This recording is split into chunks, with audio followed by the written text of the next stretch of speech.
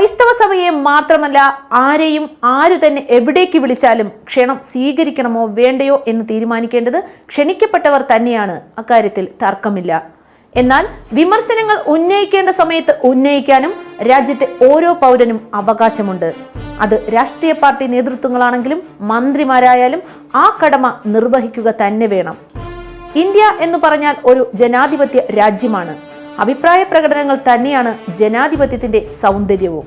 മന്ത്രി സജി ചെറിയാൻ ഒരു അഭിപ്രായ പ്രകടനം നടത്തി എന്നതിന്റെ പേരിൽ സർക്കാരിനെതിരെ നിലപാട് സ്വീകരിച്ച കത്തോലിക്ക ബാവ ഉൾപ്പെടെയുള്ള ക്രൈസ്തവ നേതൃത്വം ആരുടെ താല്പര്യമാണ് സംരക്ഷിക്കുന്നതെന്നതും രാഷ്ട്രീയ കേരളം തിരിച്ചറിയേണ്ടതുണ്ട്. പ്രസ്താവന പിൻവലിച്ച് സജി ചെറിയാൻ വിശദീകരണം നൽകണമെന്നും അതുവരെ KCBC സർക്കാരുമായി സഹകരിക്കില്ലെന്നുമാണ് മേജർ ആർച്ച് ബിഷപ്പ് ക്ലിമിസ് കത്തോലിക്ക ബാവ മുന്നറിയിപ്പ് നൽകിയിരിക്കുന്നത്.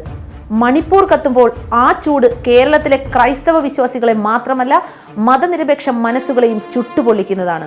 ആ തീ കെടുത്താനല്ല പ്രധാനമന്ത്രി ക്രിസ്തുമസ് വിരുന്ന് നൽകിയതെന്നത് സജി ചെറിയാന്റെ മാത്രം ബോധ്യമല്ലെന്നതും വിരുന്നിൽ പങ്കെടുത്ത ബിഷപ്പുമാർ ഓർത്തുകൊള്ളണം.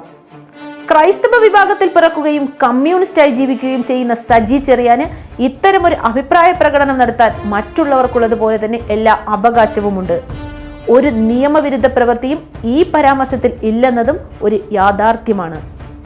ക്രൈസ്തവ വിശ്വാസികളുടെ താല്പര്യം മുൻനിർത്തിയല്ല, സ്വന്തം താല്പര്യങ്ങൾ മുൻനിർത്തിയാണ് മതമേലധ്യക്ഷന്മാർ പ്രധാനമന്ത്രിയുടെ വിരുന്നിൽ പങ്കെടുത്തിരിക്കുന്നത്.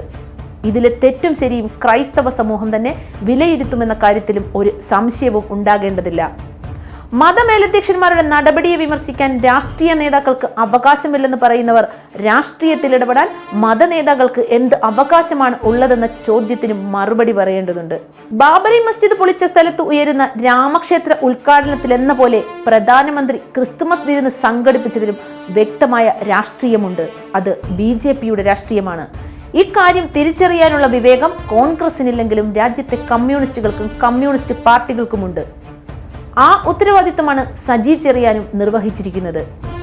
മണിപ്പൂർ ഇങ്ങനെ കത്തിയെരിയുമ്പോൾ ഒരിക്കൽ പോലും മണിപ്പൂർ സന്ദർശിക്കാനോ നിലപാട് പറയാനോ പ്രധാനമന്ത്രി തയ്യാറാകാത്തതാണ് സജി ചെറിയാന്റെ വിമർശനത്തിന് ആധാരം.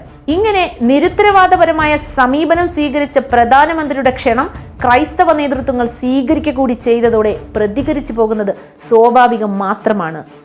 മന്ത്രിയുടെ പ്രസംഗത്തിലെ ചില പരാമർശങ്ങൾ അടർത്തി മാറ്റി വിവാദമാക്കേണ്ട ഒരു കാര്യവുമില്ല. അത് കേവലം ഒരു പദപ്രയോഗം മാത്രമാണെന്നതാണ് മനസ്സിലാക്കേണ്ടത്. സജി ചെറിയാനെതിരെയും സർക്കാരിനെതിരെയും നിലപാട് കടുപ്പിക്കുന്നവർ മുൻപ് എത്രയോ തവണ രാഷ്ട്രീയ നേതാക്കൾക്കെതിരെ അതിരൂക്ഷമായ ഭാഷയിൽ ക്രൈസ്തവ സമുദായ നേതാക്കൾ പ്രതികരിച്ച കാര്യവും മറന്നുപോകരുത്. അന്നൊന്നും ഒരു രാഷ്ട്രീയ പാർട്ടിയും മതസ്ഥാപനങ്ങൾക്കെതിരെ നിസ്സഹകരണം പ്രഖ്യാപിച്ചിട്ടില്ല. കേരളത്തിലെ ആദ്യത്തെ ജനാധിപത്യ മന്ത്രിസഭയെ അട്ടിമറിക്കാൻ നടത്തിയ വിമോചന സമരം ഉൾപ്പെടെ ആരും മറക്കാതിരിക്കുന്നതാണ് നല്ലത്. അന്നു മുതൽ ഇന്ന് വരെ കേരളത്തിലെ വിവിധ മതസാമുദായിക നേതാക്കൾ അവരുടെ താല്പര്യങ്ങൾ മുൻനിർത്തി രാഷ്ട്രീയ ഇടപെടലുകൾ നിരന്തരം നടത്തിവരുന്നുണ്ട്. അതാകട്ടെ ഒരു യാഥാർത്ഥ്യവുമാണ്. UDF ഭരണകാലങ്ങളിൽ മന്ത്രിമാരെ നിശ്ചയിക്കുന്നതിൽ പോലും വിവിധ സാമുദായിക നേതാക്കളാണ് ഇടപെട്ടിരുന്നത്.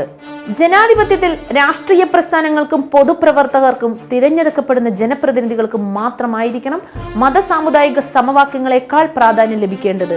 ദൗർഭാഗ്യവശാൽ അത് നമ്മുടെ നാട്ടിൽ നഷ്ടപ്പെട്ടുകൊണ്ടിരിക്കുകയാണ്. വൈകിയെങ്കിലും ഇത് എല്ലാവരും തിരിച്ചറിയുന്നതാണ് നാടിന്റെ ഒരുമയ്ക്കും നല്ലത്. പരസ്പരം ഭീതി വിതച്ച് അകലുന്നതിനേക്കാൾ ഒരുമയുടെ സാധ്യതകൾക്കാണ് ഉത്തരവാദിത്തപ്പെട്ട രാഷ്ട്രീയ നേതൃത്വങ്ങളും മത നേതൃത്വവും ശ്രമിക്കേണ്ടത്. രാജ്യം ആഗ്രഹിക്കുന്നതും അതുതന്നെയാണ്.